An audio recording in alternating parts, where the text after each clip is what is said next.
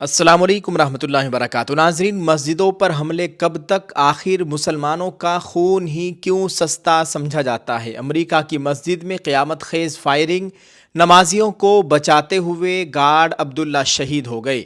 ناظرین، ایک بہت ہی غمناک خبر سے آپ لوگوں کو آگاہ کرتے ہیں۔ یہ خبر اس وقت پوری دنیا میں گردش کر رہی ہے۔ امریکہ کے شہر سان ڈیاگو میں واقع ایک مسجد میں فائرنگ کا افسوسناک واقعہ پیش آیا، جس میں 3 افراد جاں بحق ہو گئے۔ یہ واقعہ ایک اسلامی مرکز میں پیش آیا، جہاں 2 کم عمر نوجوانوں نے اندھا دھند فائرنگ کر دی۔ پولیس کے مطابق حملے کے بعد دونوں حملہ آور بھی زخمی حالت میں مردہ پائے گئے۔ مختلف معتبر رپورٹس کے مطابق یہ واقعہ پیر 18 مئی 2026 کو تقریباً صبح 11:40 سے 11:45 کے درمیان یہ افسوسناک واقعہ پیش آیا، اور جس وقت یہ واقعہ پیش آیا اسی وقت مسجد میں لوگ موجود تھے۔ بچوں کی اسلامی کلاسیں اور اسکول کی سرگرمیاں بھی جاری تھی۔ اس واقعے میں شہید ہونے والے گارڈ امین عبداللہ کے بارے میں پولیس چیف نے کہا کہ انہوں نے حملہ آوروں کو روک کر بڑی تباہی ٹال دی، دوسروں کو بچاتے ہوئے خود جام شہادت نوش کر لیا۔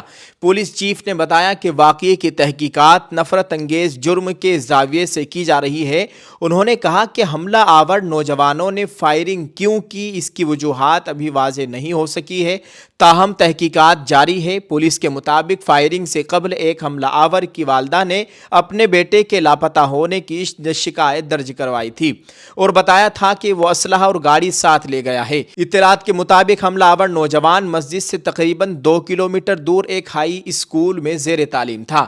فائرنگ کے دوران جاں بحق ہونے والوں میں ایک سیکورٹی گارڈ امین عبداللہ بھی شامل ہے، جس نے مسلح نوجوانوں کو روکنے کی کوشش کی۔ پولیس کا کہنا ہے کہ گارڈ کی بروقت کارروائی کے باعث مزید جانی نقصان ٹل گیا، بہت بڑا حادثہ ٹل گیا۔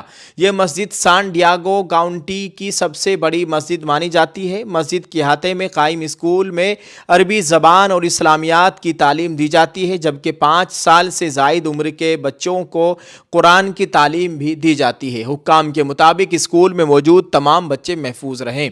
فائرنگ کے بعد دونوں حملہ آور مسجد کے قریب ایک گاڑی میں مردہ حالت میں پائے گئے۔ مسجد میں روزانہ 5 وقت نماز ادا کی جاتی ہے اور یہ مختلف مذاہب کے اداروں کے ساتھ بھی اشتراک رکھتی ہے۔ امریکی مسلم تنظیموں نے اس حملے کی سخت مذمت کی ہے۔ یہ واقعہ صرف ایک مسجد پر حملہ نہیں بلکہ پوری انسانیت کے ضمیر پر ایک سوالیہ نشان ہے۔ آخر دنیا بھر میں مسلمانوں کو ہی بار بار کیوں نشانہ بنایا جا رہا ہے؟